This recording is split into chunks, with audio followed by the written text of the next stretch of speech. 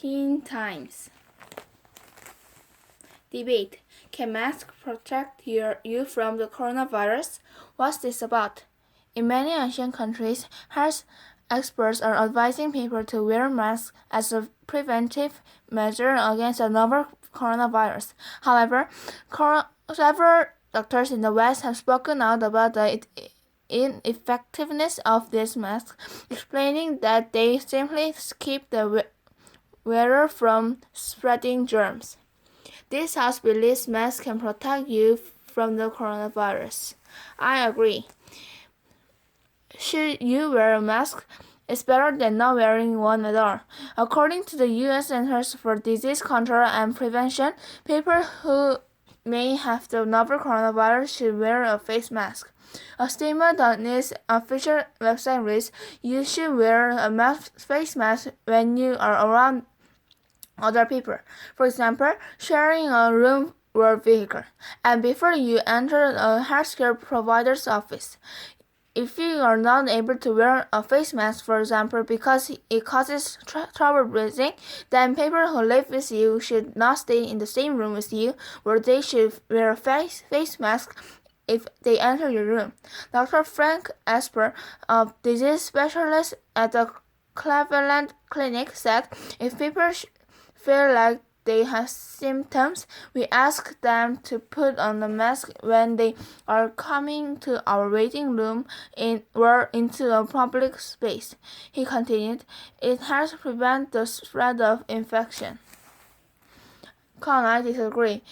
Unfortunately, surgical masks, also known as medical masks, face masks, and just masks, are ineffective when it comes to protecting us from the novel coronavirus. They can only protect the wearer to a limited extent. Dr. Natalie McDermott, a clinical lecturer at King's College London, said, "Surgical masks are not designed with a very distant filter on them, so they're not able to really filter out finer particles such as viruses." She continued, "They also don't always fit ideally around the face to provide enough protection for someone. We breathe out humidified air, which essentially moistens the mask over time. Once that mask becomes moist, it's really no longer very effective. Most people don't carry around more than one mask at a time. People also tend to touch their masks throughout the day, adjusting them for comfort and to speak. This diminishes the effectiveness of the mask. Instead of relying on a flimsy mask, wash your hands more often." Judge's comments. Let's take another look at the topic. Did the first speaker provide the acceptable argument? Unfortunately, he focused only on the importance of wearing a face mask if you are suspected of having novel coronavirus. Culture and trend. How to fight a virus.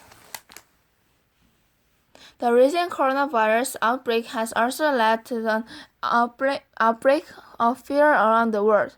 On one hand, more than 50 million people in Korea have the disease, which means that there is a less than 1 in a million chance that the person next to you on the bus has the coronavirus. At the same time as with the seasonal flu, it's good to be responsible and take some precautions, especially since transmitting the disease to another person or someone with a weakened immune system could be deadly.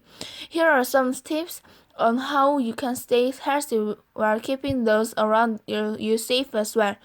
The main strategy that most people seem to be using is the wearing of face masks, which can be effective, but also they have their limits.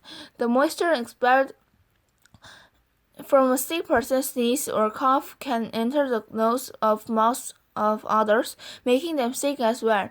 Masks are effective at preventing this kind of direct transmission, which is possible in the crowded subway car, but unless someone sneezes directly in your face, wearing a mask outside on the street generally does do much good. After the mask has been used, it should be removed carefully as if it were contaminated, since some of the virus may have been caught on the outer surface. Viruses can also survive on things like metal pots, doors, and handrails for several hours, so it is always a good idea to wash your hands after going outside. Another way to defend yourself against illness is by strengthening your immune system. Sleep is vital to good overall health, as it allows the body to fully recover each night. Though many people feel that they should relax during flu season, fearing that too much stress could weaken the body, moderate exercise actually makes the body stronger and more capable of fending off a disease. Finally, diet is always important. And experts say vitamin C, vitamin D, zinc, and iron are the best for a strong immune system. A technique that some people use is breathing through the nose, which supposedly filters the air that reaches the lungs better than mouth breathing. Even if that is wishful thinking, taking deep, slow breaths through the nose has been used as a calming technique, so it can at least be helpful in that way if you're worried about catching the coronavirus.